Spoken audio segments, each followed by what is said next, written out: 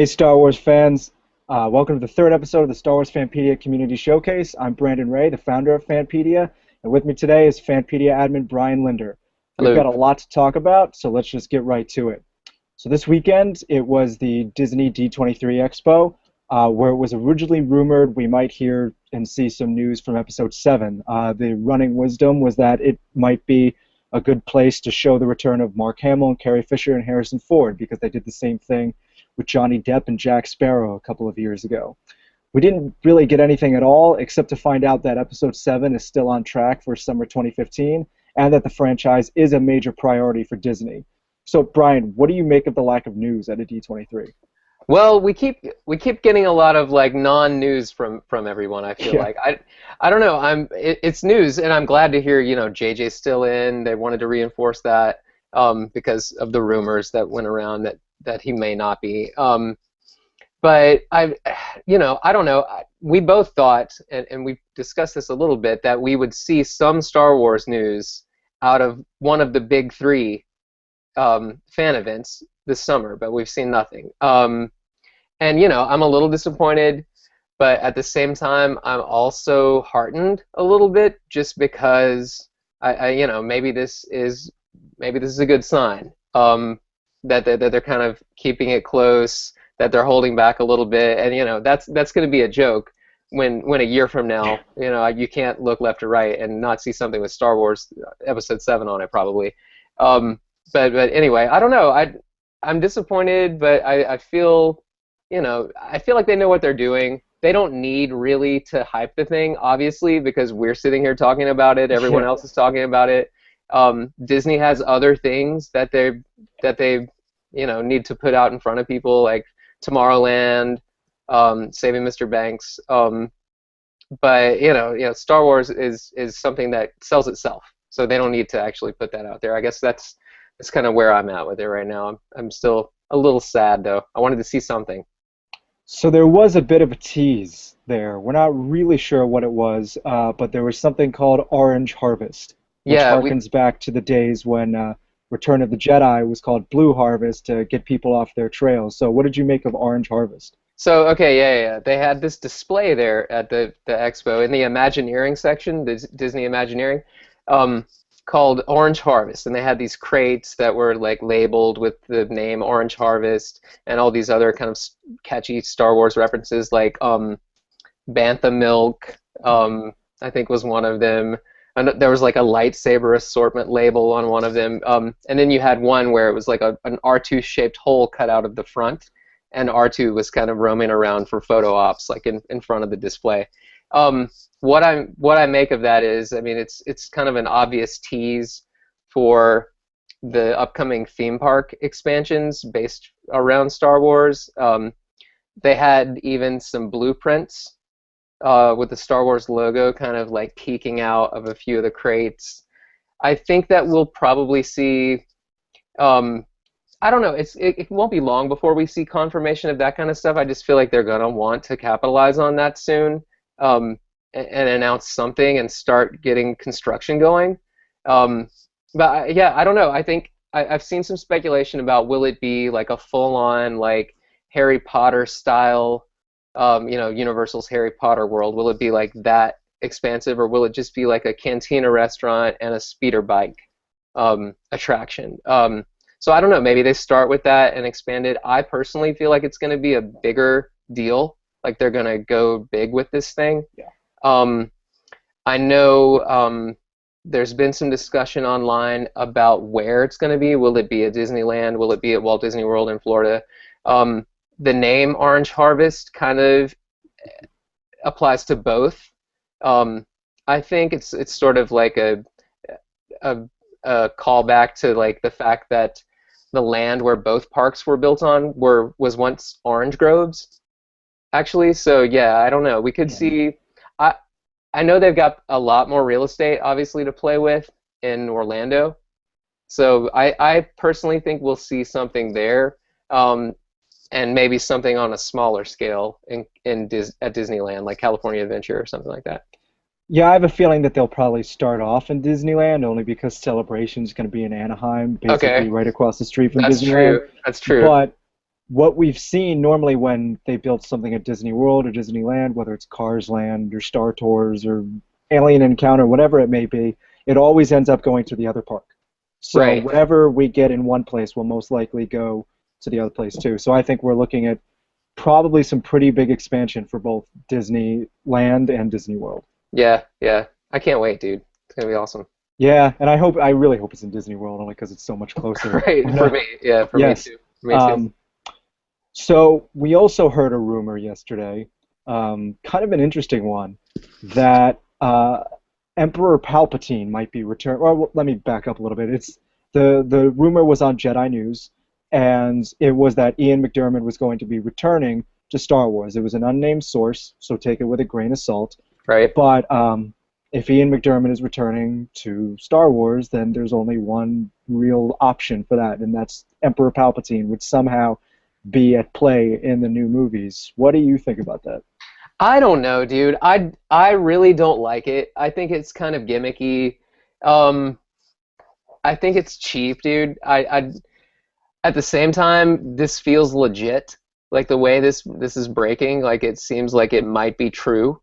Um, it's a couple of days or a few days after he was on record during Celebration Europe talking about the role and how he's Mhm. surprised about the continuation of the franchise. Um, And apparently, Latino Review, which is pretty good when it comes to rumors, they have also a is good going to track record, yeah. which is also going to have some sort of news about Palpatine. Yeah, we're hoping that that may have broken by the time you see this video. So yeah, Yes. we'll see. Um, I don't know. I just don't like it. I want these films to be original. And I do feel like they're going to need some sort of callback to the previous films, obviously. I feel like that's accomplished by including like the main three, Hamill, Fisher, and Ford. Um, I don't really want to bring back the Emperor or Darth Vader in any form. Hmm. I think something fresh would be better, so that's what I'm hoping for. But I guess we'll see, right? Yeah, I mean, like I could get behind a ghost or something like Mm. that. Like if there's some bad guy and he appears for 2 minutes and that's it, I'm fine with that. Not like a clone or resurrection or anything like that. Like one of the big things with the prequels that people sometimes had an issue with is that it fundamentally changed aspects of the original movies. Like it turned Anakin into kind of a whiny kid, and that colors the way you see Darth Vader after that. So to me, Yeah, resurrecting Palpatine, cloning Palpatine, whatever it may be, fundamentally changes the end of Episode 6 right. because the whole point, I don't care about the prophecy or anything like that. I thought that was gimmicky, but the sacrifice at the end, it changes that, and Yeah, I'd rather not see that happen. right. Yeah, I don't want that ruined. Yeah. Hands off. Yeah. No, no So Palpatine. yeah, and another thing we've been hearing about is that there might be a Star Wars show on the ABC network because one of the executives from ABC was asked while talking about Marvel's Agents of S.H.I.E.L.D., another way that they've transferred movies into television, was asked if there was anything going on now that Lucasfilm was part of Disney, and he said that they were having conversations about that. And unless they're making a TV show about Willow or Howard the Duck, then odds are they're That'd be probably okay. doing odds. Yeah, I'd watch a Howard the Duck show, but odds are they're probably doing Star Wars. So what do you want that to be? What do you want to see? I don't know. We had there's still all this material that they've completed for Underworld, Hmm. the more kind of adult, I guess, Star Wars live action series that was planned for so long and never really got off the ground. Um, I think they always pitched that as kind of like what a Sopranos in the Star Wars universe is what Yeah, I think what Rick McCallum said one time. Rick Um, McCallum. right.